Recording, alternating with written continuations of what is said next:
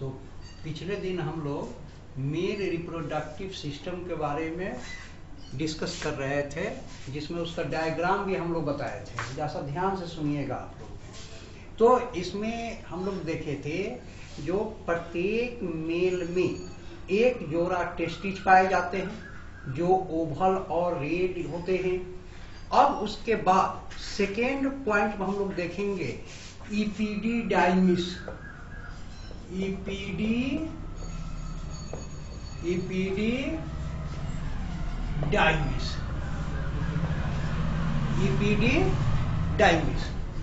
या इपीडीडाइमिस it is tubular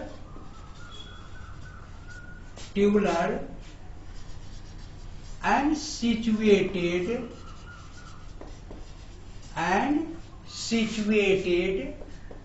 in lateroposterior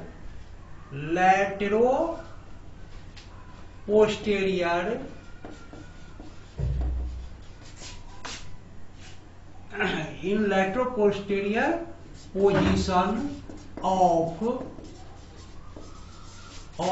testis।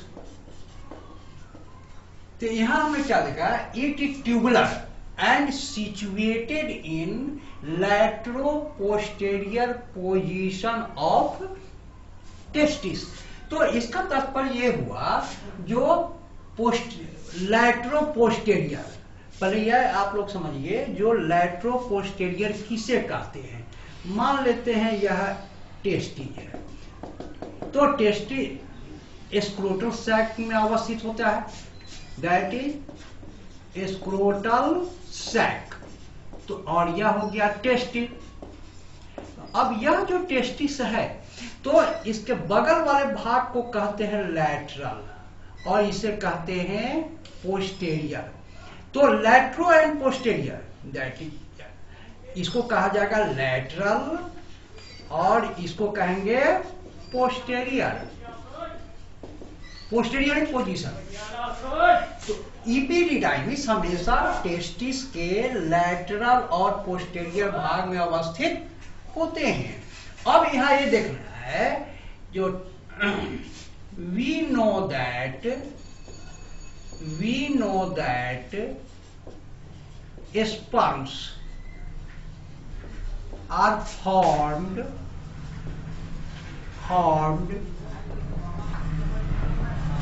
within seminiferous tubules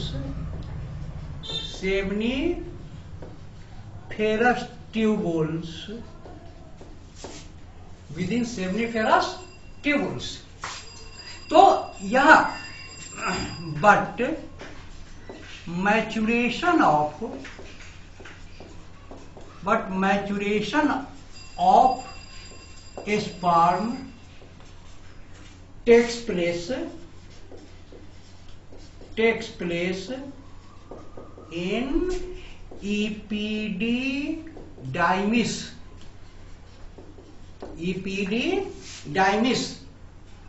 and peristaltic movement takes place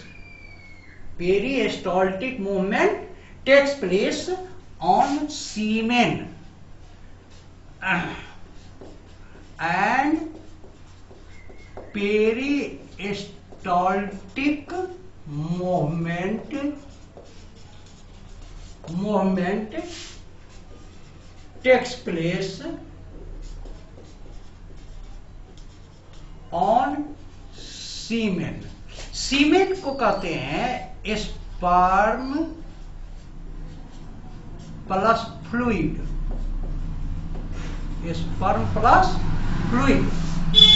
peristaltic movement क्या होता है?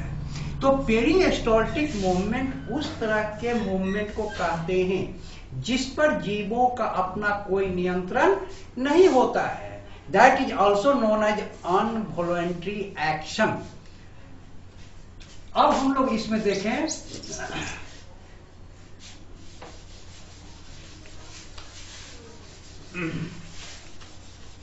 क्या कोई प्रॉब्लम, किसी को प्रॉब्लम हो तो बोलते रहिएगा।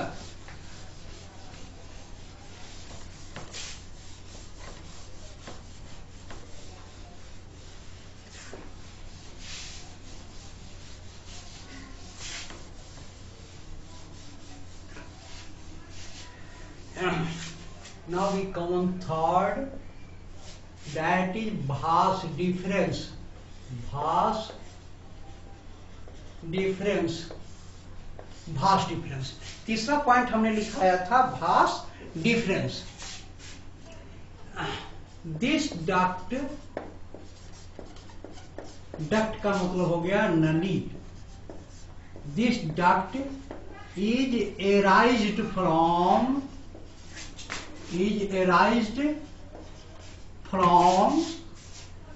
posterior part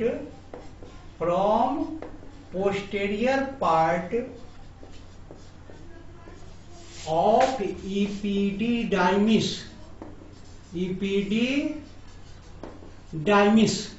तो इसका निष्कासन कहां से होता है? तो epididymis के पिछले भाग से. The wall of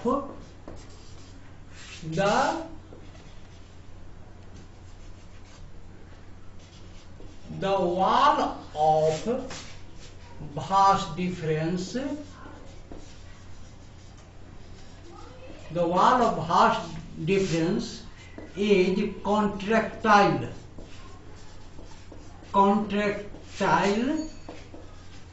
in nature. Then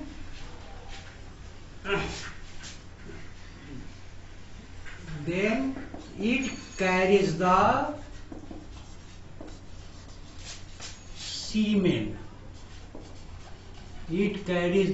semen.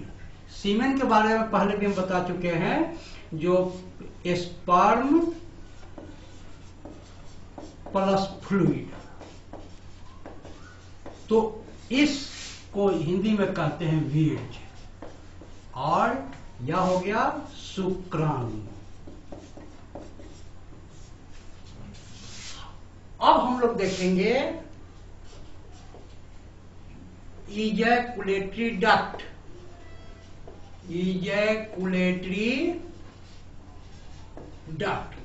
आप लोग भी कॉपी में अपने देखिए, फोर्थ पॉइंट में हमने लिखाया था इजैकुलेटरी डक्ट. नाम से अस्पष्ट है. जो फिगर के अनुसार भी आप देखिएगा तो उसमें हमने क्या लिखा था, इधर से देखिए भास डिफरेंस आ रहा है. यह हो गया भास डिफरेंस. और इसी भास डिफरेंस में जब यह एक ग्रंथि खुल जाती है, इसमें इसको कहते हैं सेमिनल वेसिकल. हम यह भी लिखाए थे, जो seminal vesicle is the helper gland. तो now this duct is known as ejaculatory duct.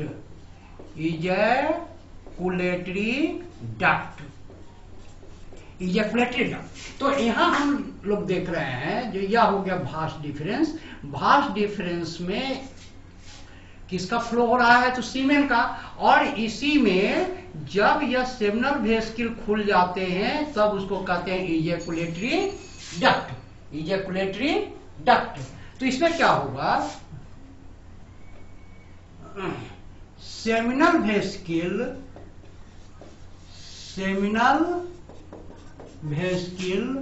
Let's let का मतलब होता है खुलना.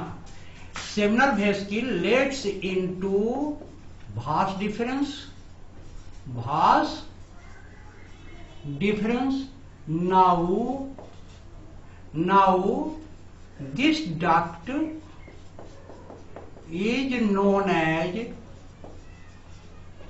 Now this duct is known as ejaculatory duct.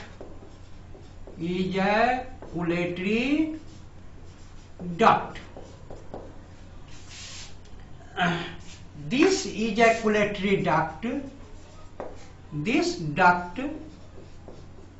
is passing through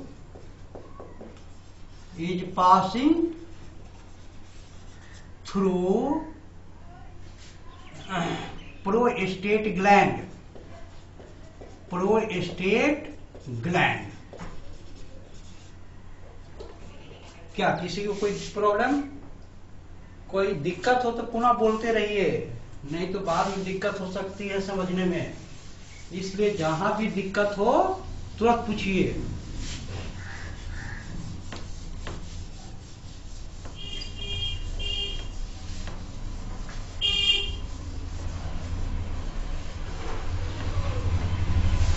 अब हम लोग उसका अगला पॉइंट देखेंगे। अगला पॉइंट हम लोग लिखाए थे यूरिनोजेनाइटल डक्ट। अगला पॉइंट हमने क्या लिखाया था?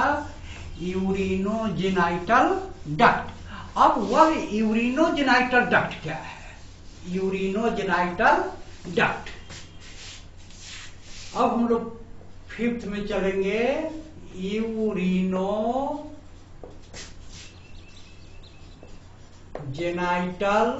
डक्ट। आप लोग भी डायग्राम देखना शुरू कीजिए। देखिए ये कैसे नली का नाम है, यूरिनोजेनाइटल डक्ट। नाम से स्पष्ट है, यूरिनो एंड गैमिट का निष्कासन होता है। तो इसमें हमने क्या देखा?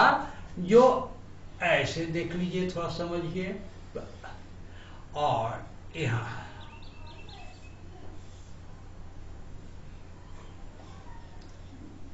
यह हो गया इजैकुलेटरी डक्ट। Ejaculatory duct. और यह होता है प्रोस्टेट ग्लैंड। Prostate gland. अब इसमें देख रहे हैं इधर से आ रहा है सीमेन, इधर से आ रहा है यूरिन। तो किसको कहते हैं? यूरिनोजेनाइटल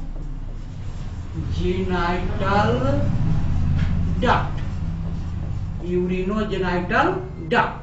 यह यूरिनोजेनाइटल डक्ट आगे चलकर पेनिस के ऊपरी भाग पर खुल जाता है। तो इसमें हमने क्या लिखा? यूरिनोजेनाइटल डक्ट है ना। Ejaculatory duct, ejaculatory duct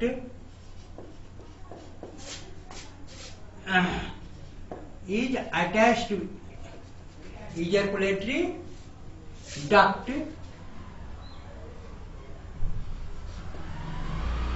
opens into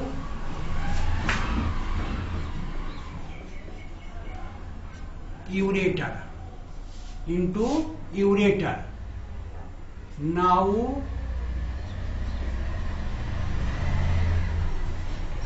Now this duct is known as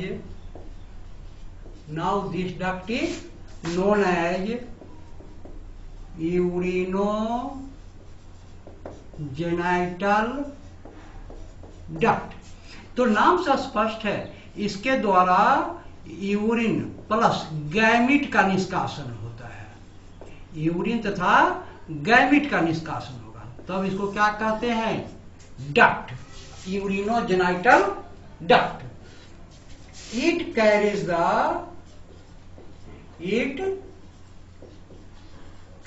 the urine and gametes. Urine and gametes. This duct is passing through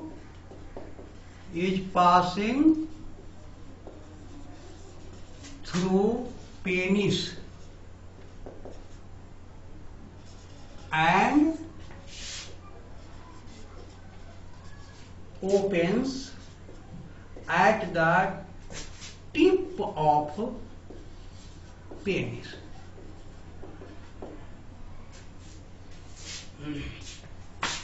In normal stage अर्थात सामान्य अवस्था में इसके द्वारा यूरिन का बहाव होता है, लेकिन जब एक्साइटमेंट अवस्था आता है, at the time of copulation semen is passing through duct. In normal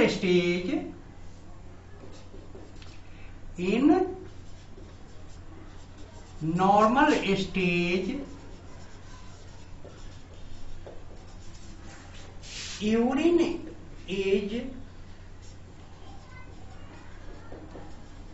passing through this gland, this duct, but at the time of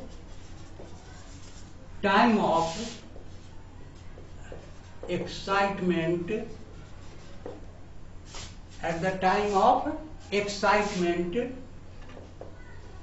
it carries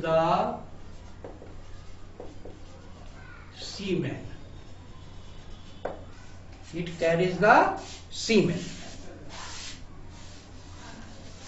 अब हम लोग देखेंगे पेनिस। यह देखिए आप लोग भी, जो उसका अंतिम अवस्था, अंतिम पॉइंट हमने क्या लिखा था, पेनिस। अंतिम क्या है, उसको कहते हैं पेनिस। लिखिए, पॉइंट लिखिए, point number 6, point number 6, penis. तो it is cylindrical,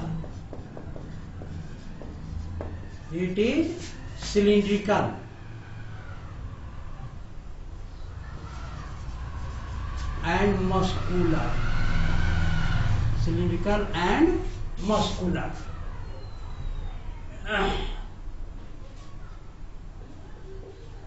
in normal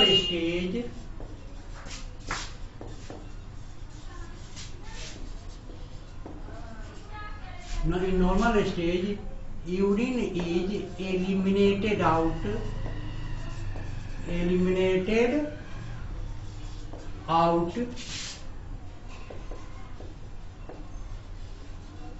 through penis, but during copulation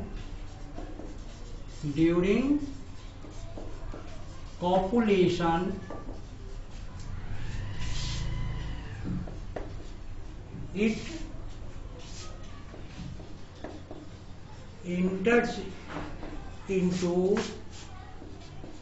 vagina and discharged the semen.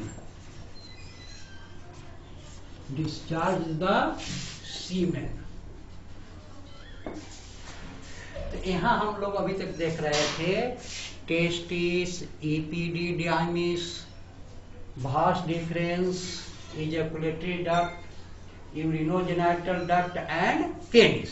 Now we discussed on accessory glands. देखिएगा, यह भी लिखा हुआ होगा, एक्सेसरी ग्लैंड्स। पहले भी हम बता चुके हैं, जो एक्सेसरी ग्लैंड का दूसरा नाम होता है हेल्पर ग्लैंड, अर्थात इस ग्लैंड से निकलने वाले जो भी रस हैं, जो भी तरल है, जो भी जूस है, वह रिप्रोडक्शन से संबंधित कार्य करता है। इसमें देखिए, it is also known as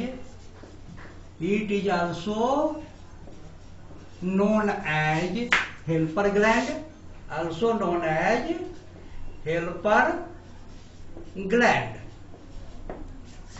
तो यह भी बताए हुए थे, जो मेल में यह 3 तरह के होते हैं,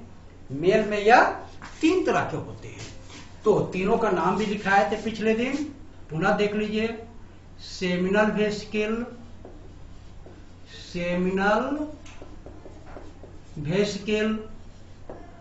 prostate gland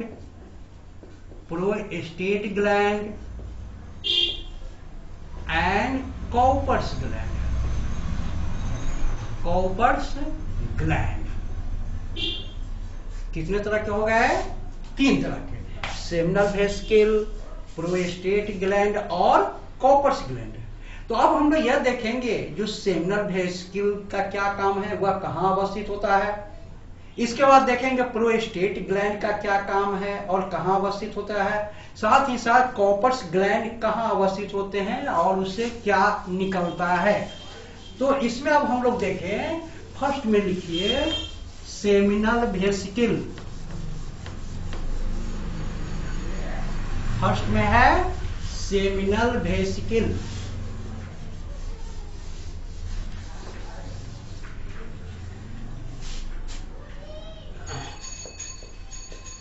seminal vesicle, it is one pair, it is one pair and opens into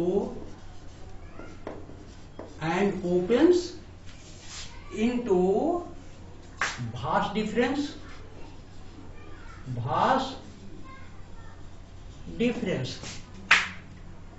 secretory substance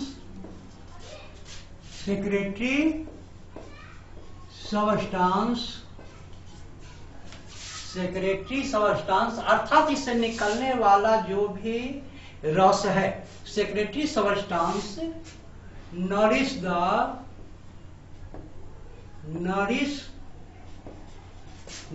sperm and forms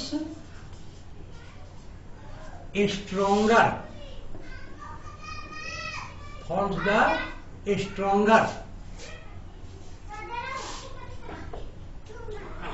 prostate gland.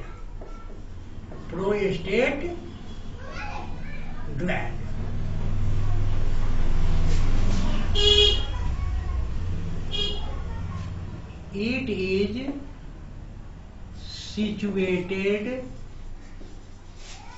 around the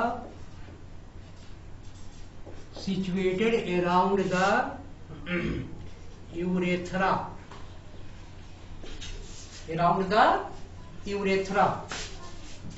Milky juice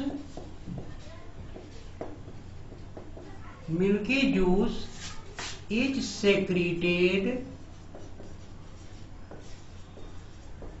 from this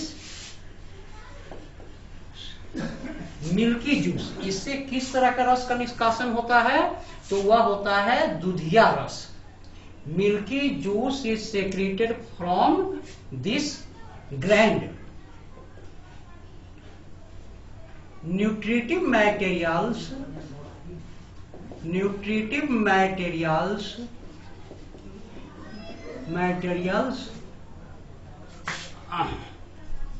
of milky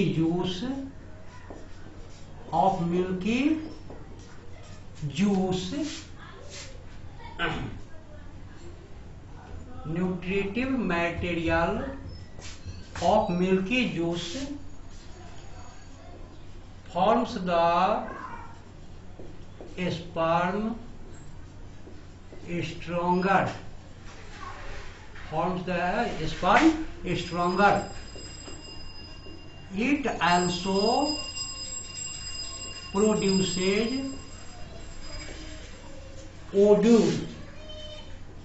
It also produces odor. In semen. It also produces odor. Odor का मतलब होता है दुर्गंध। क्या होता है? दुर्गंध। हमेशा ध्यान रखिएगा, जो इसका तात्पर्य होता है दुर्गंध। तो प्रोस्टेट ग्लैंड से क्या निकला, तो दूधिया रस का निष्कासन हुआ। और सेमिनल वेसिकल से निकलने वाला रस का क्या काम हुआ, तो वह स्पर्म को ताकतवर बनाता है, ताकत देता है, क्योंकि उसको आगे बढ़ते हुए फीमेल बॉडी में प्रवेश करके वहां जो फीमेल में जो ओवम बनेगा उसमें मिलेगा और उसके साथ फर्टिलाइज करेगा। उसके बारे में हम लोग आगे चलेंगे। अभी हम लोग देख रहे हैं, इसमें थर्ड में देखें Cowper's gland.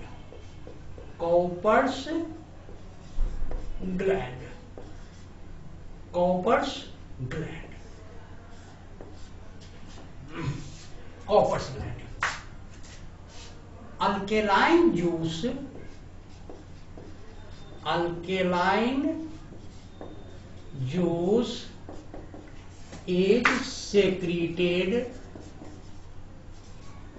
is secreted from this gland. हमने क्या कहा इसमें? हमने कहा जो अल्केलाइन जूस अर्थात क्षारीय तरल, इसे क्षारीय रस निकलेगा, is secreted from this gland. This juice forms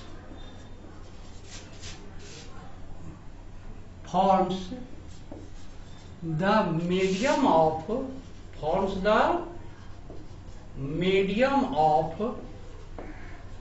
urinogenital duct, forms the urinogenital duct from acidic to alkaline, from acidic to alkaline. तो यहाँ हम यह देखते हैं, या यह भी आप लोग समझ लीजिए, जो इससे तो क्षारीय तरल का निष्कासन होता है और वह क्षारीय तरल यूरिनोजेनाइटल डक्ट के अम्लीय माध्यम को क्षारीय बनाता है। क्योंकि नॉर्मल अवस्था में जब यूरिन त्याग किया गया होता है तो यूरिन का माध्यम होता है अम्लीय, एसिडिक। फलतः यह नेचुरल फेनोमिनान है, जो अर्थात प्राकृतिक घटनाक्रम है, जो सीमेन निकलने से पहले उस माध्यम को अम्लीय से क्या कर दिया जाता है? क्षारीय बना दिया जाता है। फलतः स्पर्म सुरक्षित फीमेल बॉडी में प्रवेश कर ओवम के साथ मिलकर फर्टिलाइजेशन में भाग लेता है।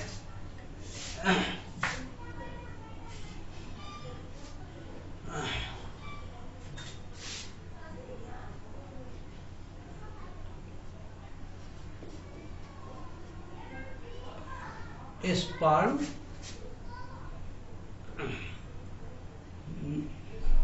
not survived in acidic medium, so it is natural phenomenon.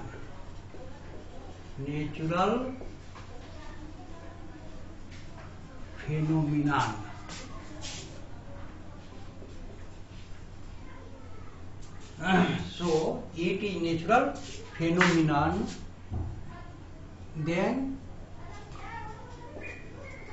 converts the medium from